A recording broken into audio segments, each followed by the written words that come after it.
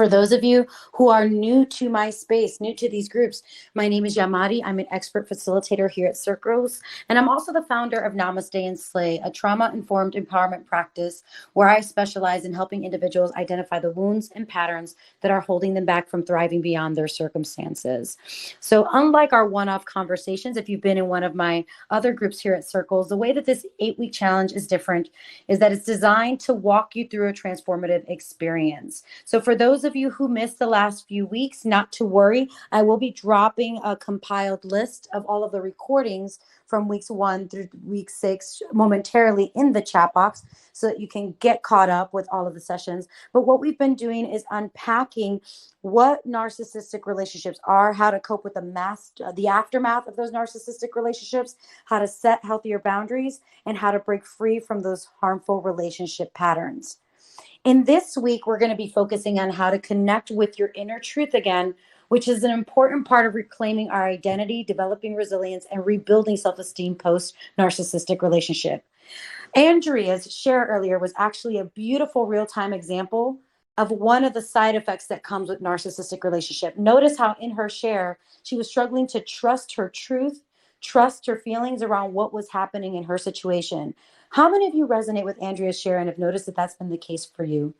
That you're struggling to trust yourself, struggling to even identify what boundaries you need to set, what values it is that you have, because all of that has been distorted as a result of the emotional and mental abuse that you experienced at the hands of the narcissist. So this week, again, we'll be focusing on helping you reclaim those parts of your identity that you've lost so that you can rebuild self-esteem. And with that said, let's go over a few rules for keeping this container safe and supportive so that we understand how to keep this space productive today.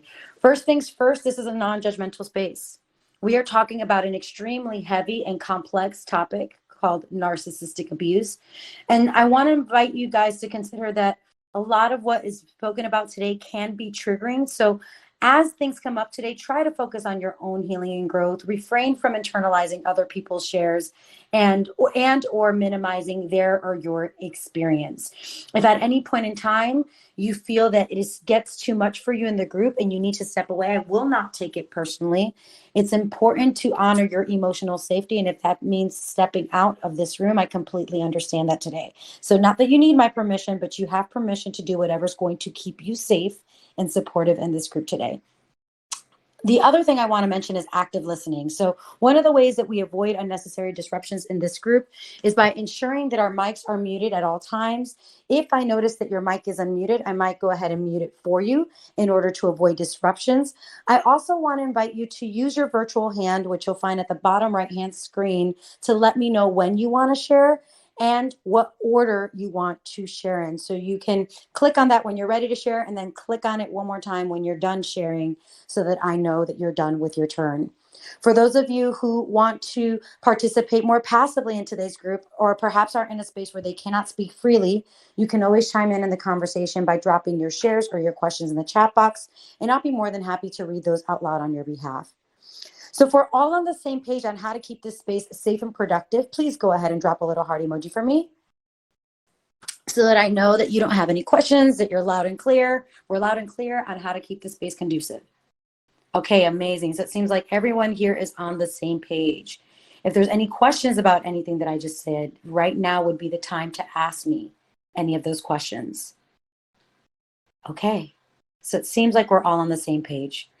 All right, guys, for those of you who just walked in, we are in week 6 of this 8-week resilience challenge, Rising Above Narcissism. And the focus today is unlocking your inner wisdom. So for those of you who weren't able to join us in previous weeks, we previously explained that narcissistic relationships exhibit sadistic patterns of manipulation, control, and a complete disregard for our well-being that can leave us feeling depleted, disoriented, vulnerable, and very confused. How many of you resonate with that share? Drop a little heart emoji for me if you resonate with that. That now post-narcissistic abuse, you feel depleted, disoriented, and vulnerable, which really takes a toll on your ability to trust yourself again. So because of that, this week we're focusing on how to restore trust in ourselves. And so if we're going to do that, it's going to be important for us to start off today's conversation by defining self-trust and what that means. So by its very definitions, guys, self-trust is the confidence and belief in one's abilities, judgment, and reliability. So a lot of what we're going to be exploring today is how those things might have been impacted by the narcissistic relationships that you endured. And when we're looking at this in the context of narcissistic relationships, it involves rebuilding faith in our capacity to make healthier decisions, set boundaries, and prioritize our well-being. So if we're going to do this, there's three muscles that we're going to have to build. That's confidence, compassion, and consistency. I'm going to repeat that one more time.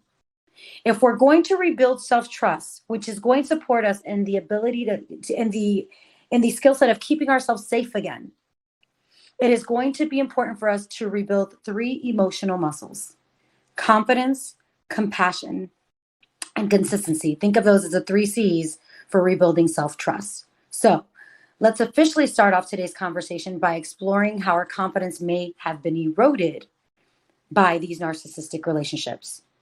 The first question I want to pose to the group today is, what values and goals were compromised by your narcissistic relationship? If by its very definition, confidence means the ability to make choices that align with our values and goals, we're going to have to explore what values may have been compromised. So what values and goals were compromised by your narcissistic relationship? Who's open to sharing first? Beth Ann, feel free to share. Sorry about that. My microphone wasn't working. Was my integrity. I felt like my integrity was always hit because I didn't have a voice. And I always had to try to validate myself. And even though I was being authentic, I still could never convey or prove enough, even though I showed up for the relationship, to that person, that, you know what I mean, that I was really there for them, because they weren't really there for themselves, so they could not be there for me.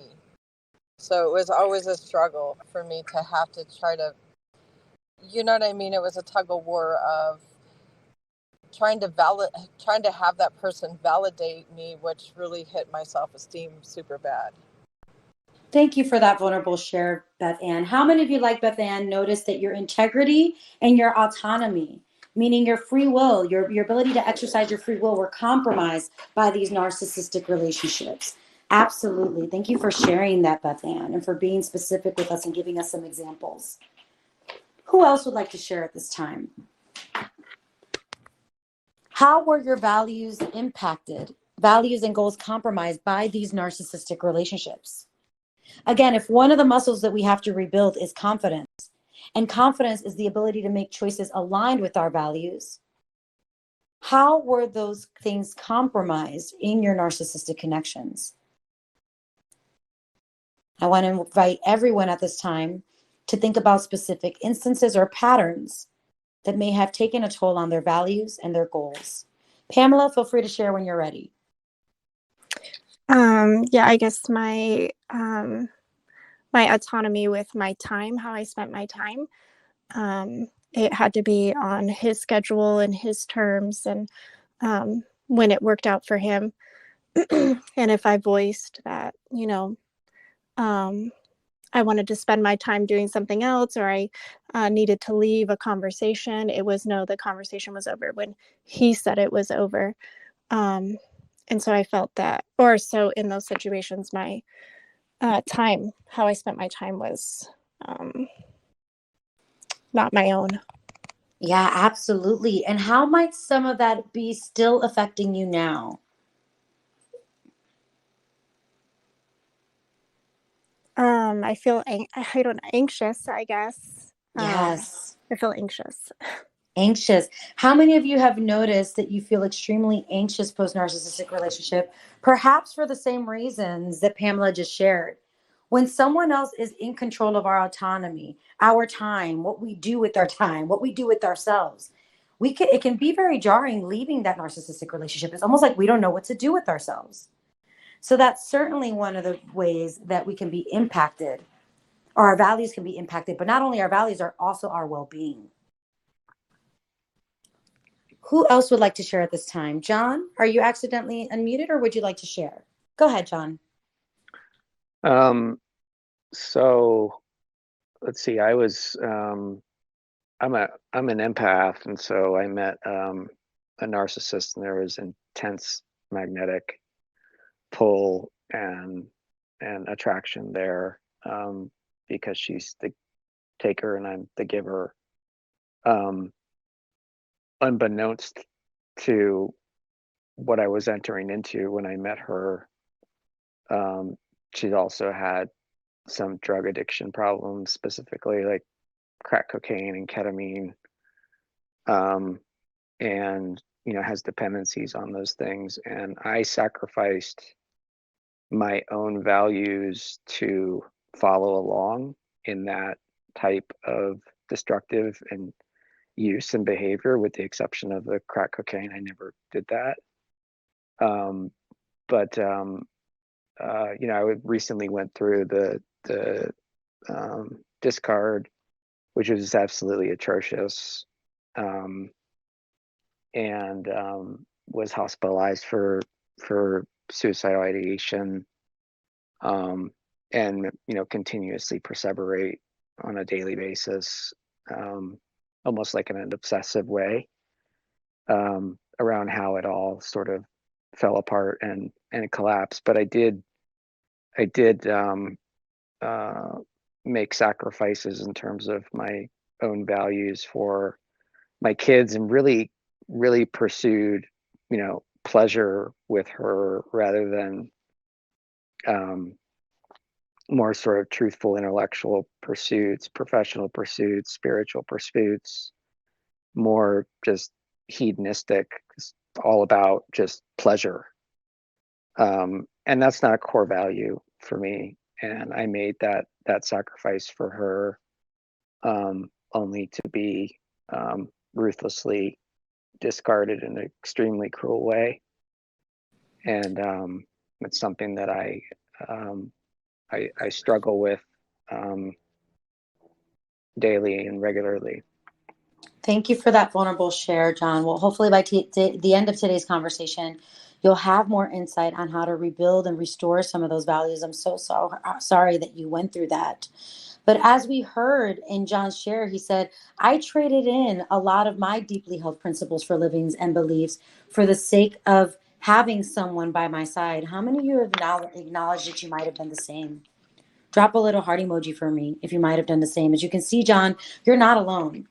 Connection is a basic human need. Just like plants need water, air, and dirt, human needs connection to thrive. And unfortunately, in narcissistic relationships, that connection can become both unhealthy and the thing that we feel we need in order to thrive and survive, right? But it's not necessarily the case. It's that our realities become distorted. So thank you for that, John. Thank you. The other thing that John mentioned, which is important to note here, is he said there was an intense connection in the beginning. And then if you listen to his story, it went south. How many of you experienced the same? Intense connection that went south. Now, here's how that might have affected your ability to trust yourself. It's, I can't trust my feelings, right? This creates the belief system that we can't trust our feelings. How many of you are there now? Where now you don't trust yourself because I thought this person was my soulmate. I thought this person was the one, and my feelings led me into a trap. Now, here's the thing, guys. We're going to be talking about this a little bit more later on in the second part of this conversation, but it's not that your feelings are a trap. It's that your feelings are data, and perhaps we weren't looking at all the data, right? Your feelings are data, and perhaps we weren't looking at all the data. The way we want to start looking at feelings is they're not good or bad. They simply are. They're information. And my job is to investigate the information, look at the information from all angles to make decisions that practice putting my well-being first. Does that make sense, guys? Drop a little heart emoji for me if that makes sense. So your job is not to ignore the data, and it's not to make the data wrong. It's simply to explore why the data is even there. Right? Where are these feelings coming from? What are they rooted in? So that I can make decisions that help keep me safe and supported. All right. Thank you for that, John. Okay. So if confidence is believing in our ability to make choices that align with our values, and as you've heard, many of you traded in some values and goals in an effort to hold on to these connections. What values might you have to reinforce to rebuild self-trust after this narcissistic abuse? Right? John just said to us, I traded in a lot of my values. I traded in a lot of the stuff that was important to me. What were some of those things that he might have traded in, that you might have traded in an effort to hold on to these connections? Let's get clear on that, because these are the values that we're going to have to learn how to reinforce. Andrea, feel free to share.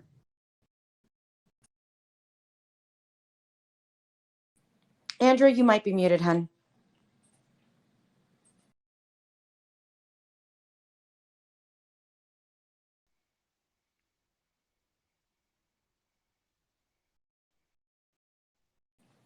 Andrea, are you with us?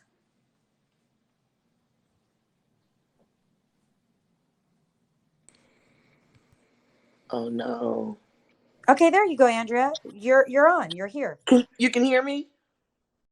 Yes, I can. We lost you for a second, but you're here. Okay, I'm sorry. My app froze on me again. The question I was gonna say, my self-respect would be the answer I would have for that. You said, what did we trade in for this? I traded my own self-respect. And what does that mean? Can you help define that for the group here today? Because things like self-love, self-respect, they're words that we hear often, but sometimes it can make it a little bit intangible for us, right? So what does self-respect look like for you? For me, Mm-hmm. just, I mean, I don't know how to quite put it in words, but to devalue my own self by allowing someone to keep telling me I'm something that I'm not,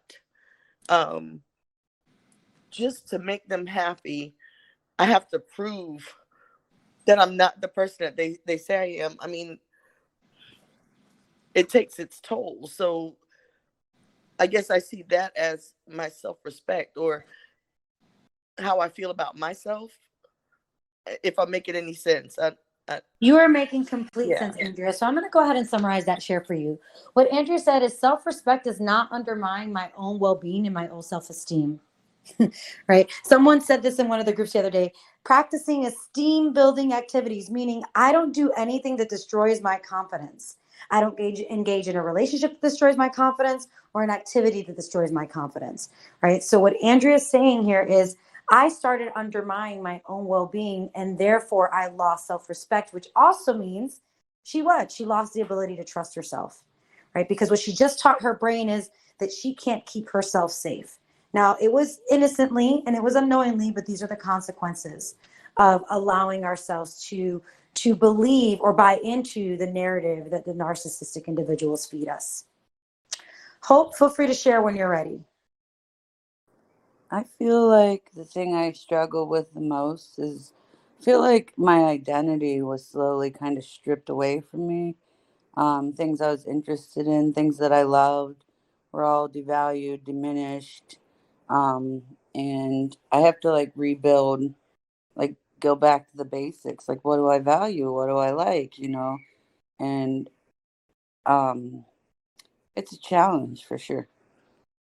Yes, identity. How many of you resonate with that share? So when we're talking about losing our identity, this is why this piece on values is so important, because when we're losing our values, we're trading in belief systems that might be important to our self-preservation. We're also giving up aspects of our personality, our characteristics that make us who we are.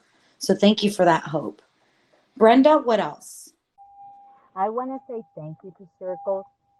First of all, thank you guys. Thank you so much. I have a Christian psychology and I am a psychiatrist. And it was until you guys that I could understand because I thought, you know,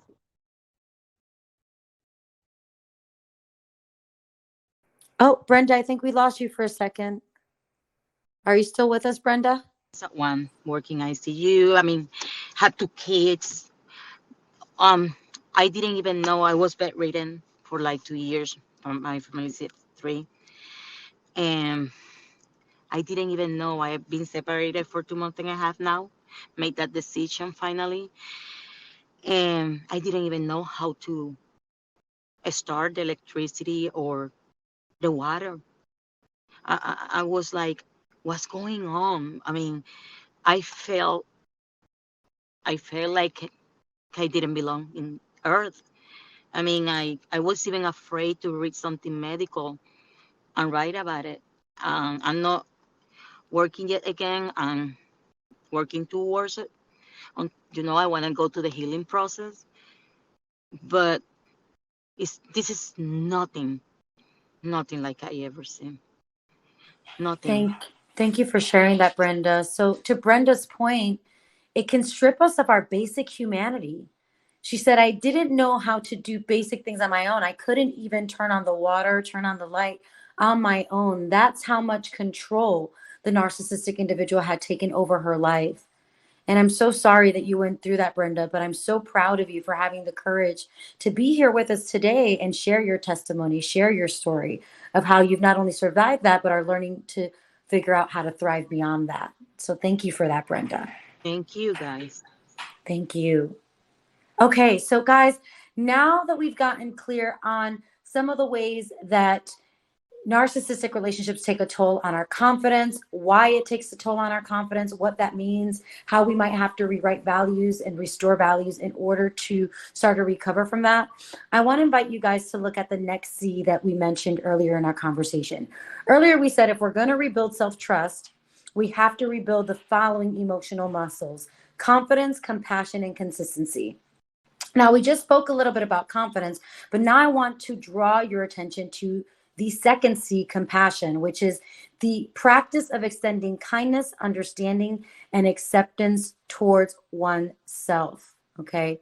So at this time, I want to invite you to look back and not only some of the persistent feelings that you experience in these narcissistic dynamics, but also some of the ways that you practice not extending that, right? Some of the ways that you fell into patterns of being unkind, lacking empathy for yourself, lacking acceptance.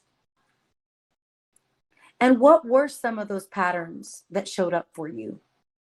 So again, looking back, what were some of the persistent feelings or persistent patterns of behavior that lacked compassion on your behalf? Compassion towards self. We're only focusing on self, that manifested in those relationships, because all of this is data. Beth Ann, feel free to share. I guess it would be like self-doubt, because I was gaslit so much that it impacted my self-worth. So I always second-guessed myself, which made it hard for me to trust myself, which made it hard for me to be consistent and compassionate. And then I struggled with kindness, but I got through that one. So yeah, that was the biggest thing, just abandoning myself for, I don't know what reason, I just don't understand why I did that. 'Cause Well, I you were felt rejected. manipulated into doing so, Beth Ann. Right? So one of the things you're saying here is I stopped validating my feelings, right? We talked a little bit about this earlier. I started ignoring my feelings and minimizing my feelings instead of accepting that that they were there and they were there for a reason. Guys, our feelings, I want to invite you guys to look at feelings as part of your inner compass. Now, it doesn't mean that your inner compass is always 100% accurate. For example, those of us who suffer trauma, which everyone in this room has because you've been exposed to a narcissistic relationship, our compass can be thrown off and we can start to see the world through the lens of our trauma, which can make it very difficult to gauge, like, okay, how much of this is my feelings? How much of this is rooted and based on logic, right? But feelings, nonetheless, are part of your built-in alarm system. That's that invitation to go explore. Is it smoke or is it fire? Right?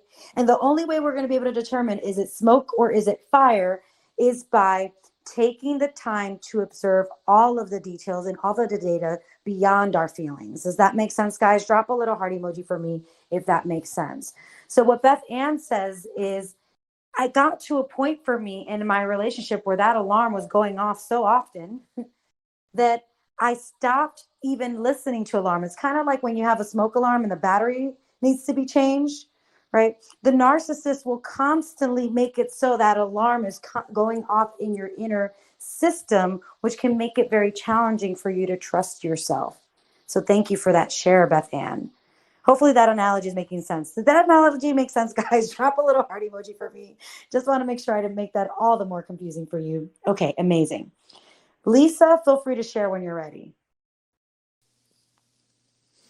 I think the hardest part for me is I started to just hate myself because I did not want to be everything that he said I was. And I felt guilt for, like, I saw truth in what he said, like, I do this because you do this, or and I didn't want to be that person so badly that I would feel such remorse and guilt so constantly. Just like, I want to be a better person. I can be a better person, and I'm sorry, but being the only one that made all of the effort, I didn't want to be that person. Yeah, so what Lisa just said is, I internalized someone else's lack of acceptance. What did we say compassion was earlier? The practice of extending kindness, understanding, and acceptance to oneself. So in this case, what Lisa said is, this person's inability to extend kindness, understanding, and acceptance towards me made me feel like I was wrong for being me. How many of you felt the same? Drop a little heart emoji if you started to feel like you were flawed in some way, you were broken, you were wrong, right? Yes, that's the narcissist is great at manipulating us into thinking that we are inherently flawed, okay? So unfortunately for Lisa and many of you, you started to internalize the projections that were going on in the narcissist's mind. Thank you for that, Lisa. LJ, feel free to share when you're ready. I guess what I really didn't like about myself in this relationship was I started to stoop to the same level, which I've never done with anyone. But the barrage of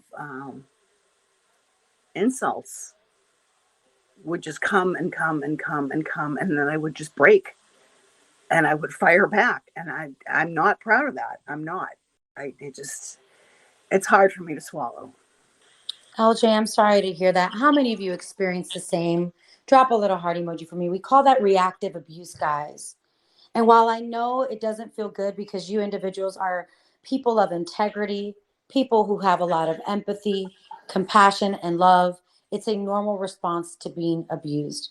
So the way that I invite you to look at that, LJ, is the equivalent of someone poking the tiger and then saying, why did the tiger bite my arm off?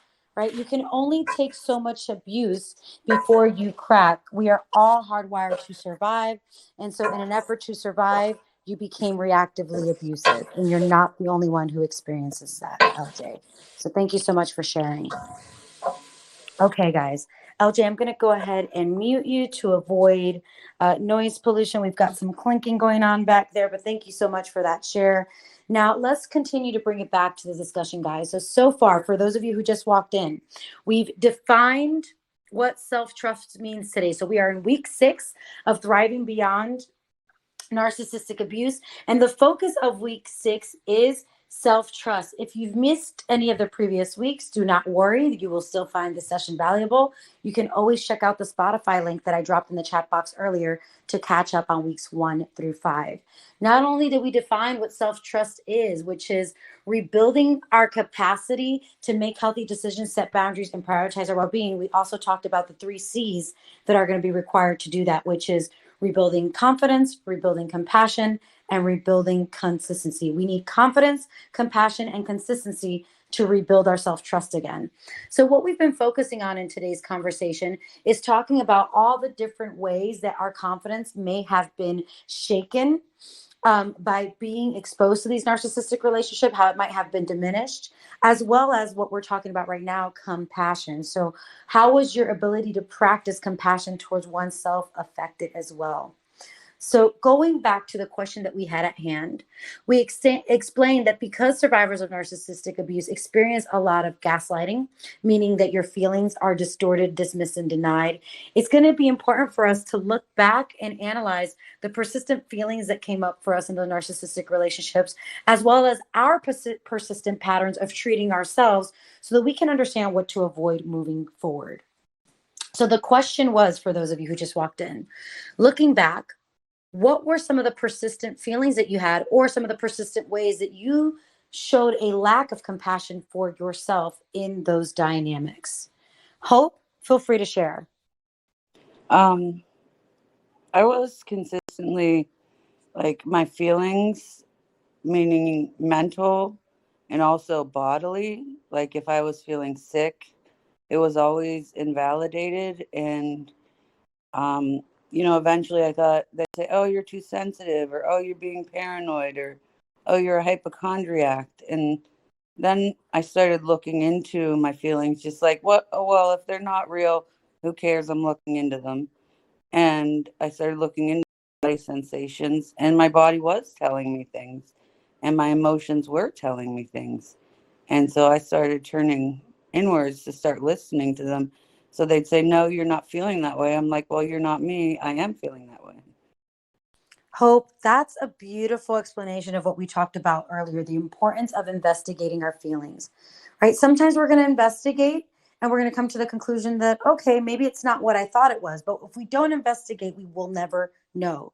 So what Hope said is, I stopped ignoring my feelings, especially some of the sensations that I was feeling in my body. And I started recognizing them as part of my built-in alarm system, that they were telling me that something was seriously wrong in this relationship or in me that I needed to explore so that I could become healthy again.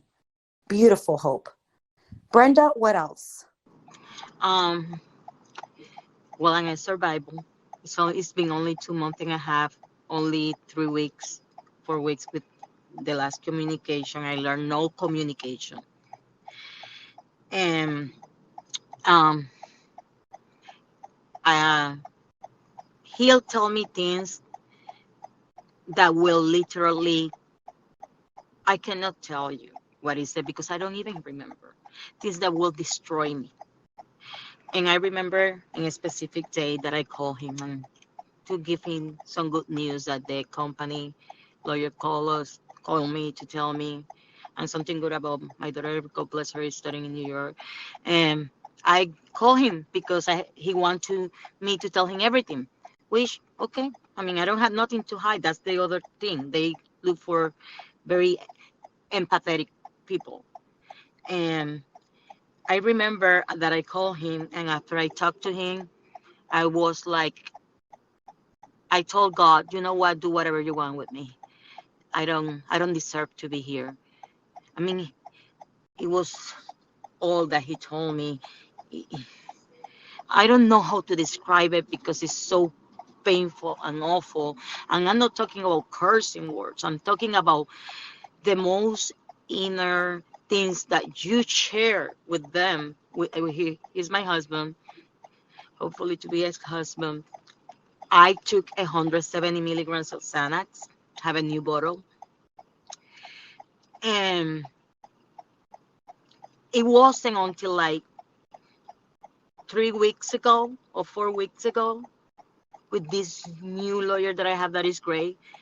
She stopped there when I was telling that story, but that story for me was nothing. I was the one that took it, right? So I never put a blame on him. He said, who took you to the hospital? Why they didn't take you to the hospital? You should have been dead. And then the medical in my brain kicks in, and I said, she's right. I said, well, I don't know. The next day, that was early in the morning.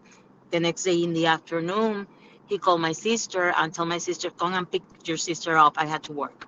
He's a lawyer. Okay. I was covering bruises. Somebody unconscious cannot fall because he's unconscious. And with 170 milligrams of Xanax, you will be unconscious for more than 20. You can really die. No joke. So Brenda, I apologize. I'm going to just stop you there so that we can consolidate your share. I really appreciate the vulnerability. But I just want to take a moment for us to reflect on what Brenda just shared. When we're bringing it into the context of compassion, what she said is, this person was so emotionally destructive, mentally, physically destructive to me, abusive to me, that I completely lost sight of my humanity. I couldn't even recognize when I was on the brink of death. Let's think about how powerful that is. Yeah. Yeah. Right. And the fact that you're still here, Brenda, which I'm so happy that you were not successful. I'm so happy that you Thank did you. That was this. good. Thank you so much. Thank you. Thank you. And that you're here to share that testimony with this group so that other people on their journey can truly understand and see through your experience the impacts of narcissistic abuse and why the work that we're doing is so important here. So thank you for that, Brenda. Again, this is how it destroyed not only her self-trust, but her self-compassion and her ability to keep herself safe. She stopped being able to recognize when she was on the brink of complete destruction. Thank you for that, Brenda. All right, John, when you're ready, feel free to chime in. Yeah, so sort of, I guess, continuing on the theme of recognizing my own codependency,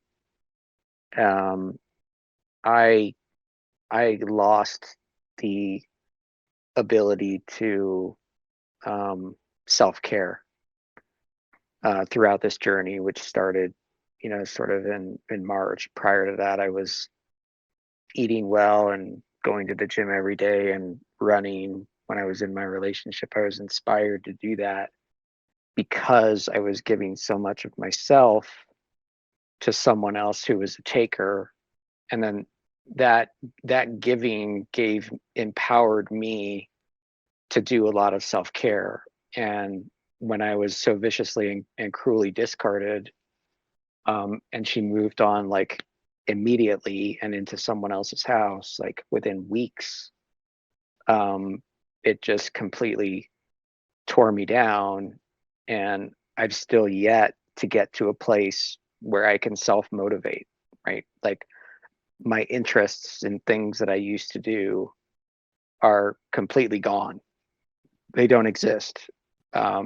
You know, I don't cook for myself. I don't work out. I perseverate all day, because I don't have someone to care for. And what I've come to realize is that probably irrespective of being narcissistically abused and taken advantage of, by simply asking for one simple boundary, which was common courtesy and respect, I fear that, the way I feel is stuck, and that I won't be able to get myself back to self-care and compassion. So here's the Because, good news, John. yeah, okay, Here's the good news, John, as I listen to you. And sorry again, we have 17 minutes left, so I'm just trying to keep sure, the shares yeah, brief. understood. The good news is you can learn it again, right? And I can say that with confidence because I have helped plenty of people relearn how to self-love and self-care. And it starts with these three things that we talked about here today, that we're talking about here today and unpacking. Once you learn what confidence in action looks like, once you learn what compassion in action looks like, and you start practicing it, even though it's hard, even though it's uncomfortable, even though sometimes you don't want to, the practice of that starts rebuilding our self-esteem and self-trust again. Does that make sense, John? Yeah. So it's like any other goal in life, we have to reverse engineer it. Just like if we wanted to lose weight, the weight isn't going to just shed off on its own if we don't actually get up and at least start walking, or at least start getting on the bicycle or go for a run. It's going to take baby steps for sure, John. But if we know what it takes to lose the emotional pounds, we can reverse engineer it and get there. So that's the good news. So as we start moving to the wrap-up portion today, for John and for anyone else who feels the same, who feels like, I don't know how I'm going to get there, start thinking closely about how you can start literally put some tangible SMART goals next to it, specific, measurable, attainable, relatable, time sensitive, right? Put some SMART goals next to what it is that you're going to have to do to be a little bit more kind, a little bit more compassionate, a little bit more self-honoring. And eventually you'll start to feel it again. But it takes time and it takes patience, John. Thank you for that, John. Okay, guys. So similar to what Brenda shared, what John just said is I lost my sense of purpose, right? Now think about it, guys. We exist as supply to the narcissistic individual. That means that you are no longer human. You only exist to serve a purpose to them. So, of course, it makes sense that once the narcissist leaves, now our sense of purpose is gone. Our sense of humanity has been stripped throughout that relationship. So now we don't understand who we are, what we are, if we are not here to serve them. Does that make sense, guys? Drop a little heart emoji for me if that makes sense. And even though, yes, it is true that you feel that way, right? It doesn't mean that it has to stay that way. We get to rebuild those muscles by practicing those 3 C's that we talked about today. Making sure that we get clear on our values and we start taking action in alignment with those values. Making sure that we don't do anything or unintentionally sign up for anything that is destructive to our confidence. Making sure that we're consciously making an effort to practice kindness, understanding, and acceptance. And now, the last C, consistency. Any lasting change is going to require consistency, no matter what the goal is. But especially in the context of narcissistic relationships, guys, it's going to take commitment to being brave and consistent. Does that make sense, guys? Drop a little heart emoji for me if that makes sense. So we're going to have to consistently, consciously make an effort to be brave enough to put ourselves first again, to prioritize our values and our needs again. So with that understanding, let's start talking a little bit more about this last C here, consistency. Now that you've learned everything that you've learned today, how can you use what you learned to be more consistent and intentional about how you self-preserve and prioritize your well-being moving forward? Who's open to sharing? Hope, feel free to share. I just like how you put everything clear and concisely into categories, because it's really hard to do that after this, like with your brain. So it helps set the goals better. Like I can look at one, like compassion, and figure out what's one thing a day I can do for myself that shows compassion. And go from there, and then go down the list as you master each one. I love that, Hope. So what is one thing that you can do daily to practice a little bit more compassion towards yourself? Can you come up with a specific one for us? Saying no. That's a beautiful goal. Learning to say no. And guys, for those of you who are here and really struggle with saying no, it gets to be imperfect in the beginning, right? When we're learning how to trust ourselves again, when we're learning how to teach our brains that we understand how to keep ourselves safe again, it's okay for you to say no at the first sight of it doesn't feel like a yes until you learn how to strengthen that muscle. So if it even kind of feels like a no, give yourself permission to say no. Give yourself permission to say not now. Give yourself permission to say that's not for me, so that we can start to exercise that muscle, because it's been pretty weakened by all of the gaslighting and abuse that you've experienced. And once we're confident that that muscle is pretty strong again, then we can kind of up the ante and get fancy with our rules and effective formulas for communication. Okay. All right. What else? So for those of you who may have just walked in, the question was, how can you use what you've learned today to be more consistent and intentional about how to self-preserve and prioritize your well-being moving forward? And if you weren't here for most of the conversation, just try to focus on that last part. What are some things that you can start doing consistently to make sure that you're prioritizing your well-being and self-preserving? Bluey, feel free to share. Definitely in the morning, in the mirror when you're getting ready, or whatever time it is you wake up to get ready, telling yourself something that's amazing about yourself, just even if it's just one thing. Yes, I love that. So that's a good example of positive affirmations and using mirror work as a powerful tool for positive affirmations, right? Making sure that you're looking at yourself in the eyes and reminding yourself of how deserving you are of love, kindness, and compassion. Beautifully said, Louie. Pamela, what Thank you. else? Yeah, I was just, as I was listening to you talk, I was thinking about how what was done to me is now over, hopefully, but I'm continuing the cycle internally. Like I'm harping on my mistakes, or I'm um, not allowing myself to enjoy the life I want to have or to live life to the fullest. So I think it's recognizing that what was done to me is gone and past, and I can't undo that. I can't control it, but I don't need to continue that path internally with myself.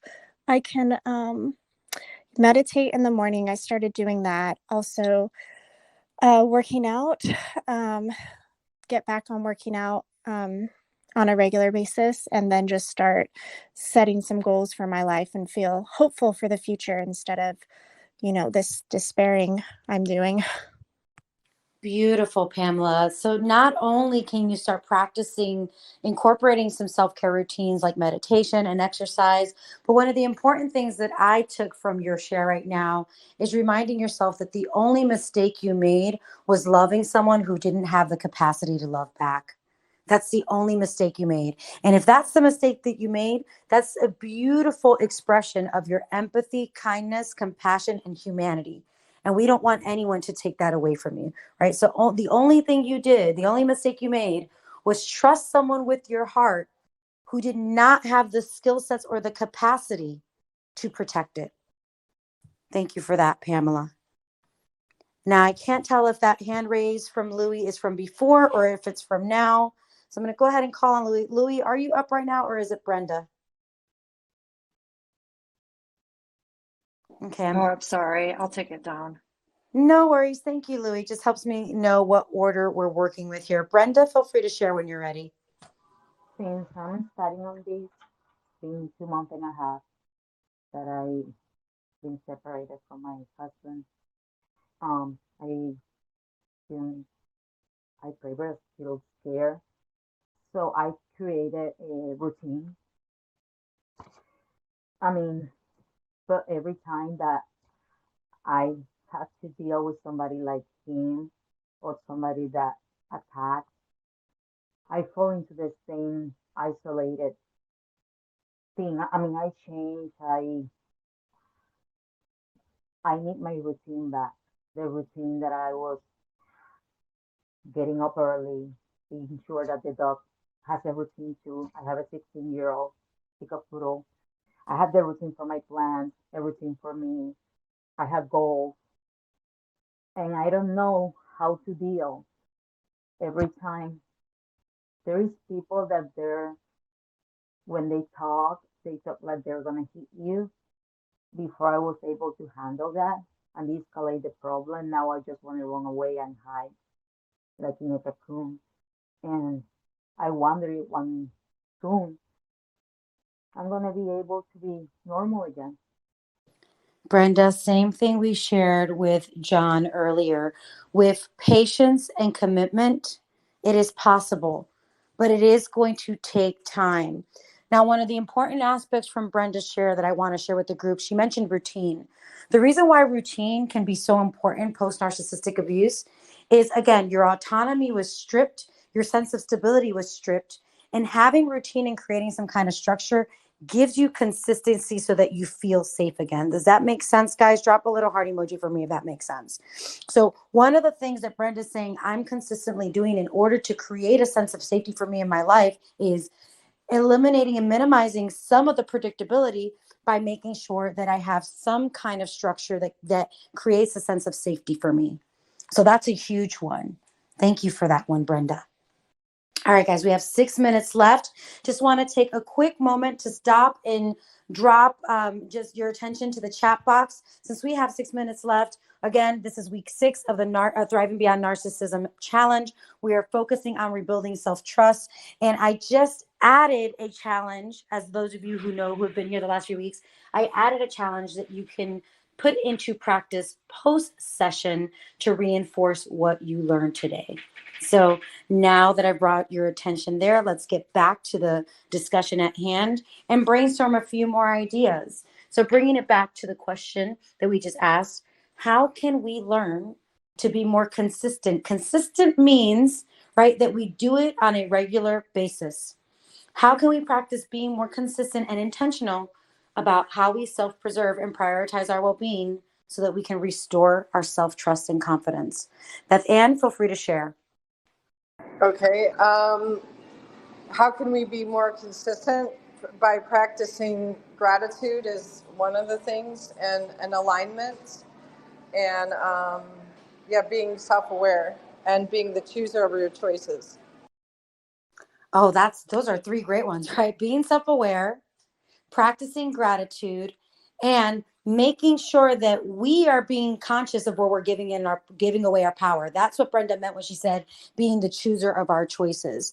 How many of you acknowledge that you may have unintentionally made yourself the choice rather than the chooser? Drop a little heart emoji for me if that's you. Yeah, we do that. That's the bulk of the group here, right? We do that when we make someone else responsible for our autonomy, our well-being, by not being conscious about the choices and the decisions that we're making in the process.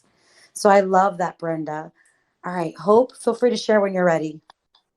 One, sorry. One small thing that I've been challenging and changing.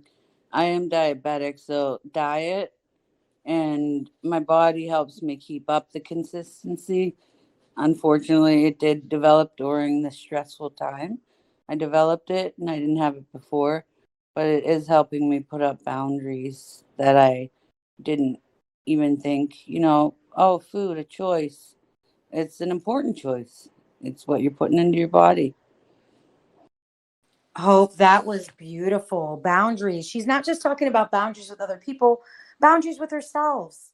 Right, guys? When we don't set boundaries around all of those things that we talked about today, our values, our beliefs, our needs, that's where we start losing ourselves. And when we're being exposed to a narcissistic relationship, that becomes very dangerous, as we've seen in many of the shares here today from John, from Brenda, and many of the other folks in the room with us. All right, guys. So with the 3 minutes left, again, just want to bring your attention to the group chat. If you're interested in reinforcing some of what you learned here today, go ahead and make sure that you screenshot that challenge that I dropped there. And next week, I want to remind you that we're going to continue this challenge and we'll be focusing on practical tips for stepping into your power. So if you really enjoyed today's conversation, you're definitely going to get a lot of value out of next week as well. All right, with these 3 minutes that we have left, now that we've talked about how to rebuild self-trust, what self-trust means, and what it's going to take to get there, again, those 3 C's, guys, I just want to do a pop quiz. What are those 3 C's? Who can unmute themselves and tell me what those 3 C's are? Go ahead, Andrea. Confidence, compassion, and consistency. Yes, beautiful. So now that we know how to do it, now that we know how to rebuild that self-trust, I want to invite you guys to think about one thing you're going to commit to doing between now and the next time that you join us to make sure that you're reinforcing this. What's one thing you're going to commit to doing? We talked about all the different things we can do, but what's one small thing you're going to commit to doing? Let's make that commitment to ourselves right now. What's that one thing you're going to do? You can drop it in the chat box or you can go ahead and raise your hand when you're ready. What's the one thing you're going to commit to doing? Beth Ann, feel free to share. To stop judging myself when I'm not feeling right. To learn how to be consistently kind to myself more so often, and to give myself a chance to accomplish the SMART goals that I have before me, like losing weight and stuff like that. Yes, love that. So she's going to set some SMART goals around compassion and confidence building, specific, measurable, attainable, relatable, time sensitive. Not sure if I said that right earlier, so I just wanted to repeat that since my words got jumbled. And she's going to practice less judgment. That's something that we can all start doing together here as a group. And we've got a few in the chat box as well. Sandra says, breathe deeply and fully. So she's going to commit to a practice of deep breath work on a regular basis. And Lisa says, say No. Beautiful, guys. Thank you so much for showing up powerfully for yourself and for the other members of this group. Again, if you missed the last few weeks, do not worry. Actually, let me go ahead and grab that link for you one more time. You can always check out this session, which will be uploaded within 24 hours, and the previous sessions on Spotify. And I'm going to go ahead and drop that in the chat box for you one more time, so that you guys know where you can access that. So until next time, guys, please be safe and practice putting yourself first just a little bit more. Take care, guys.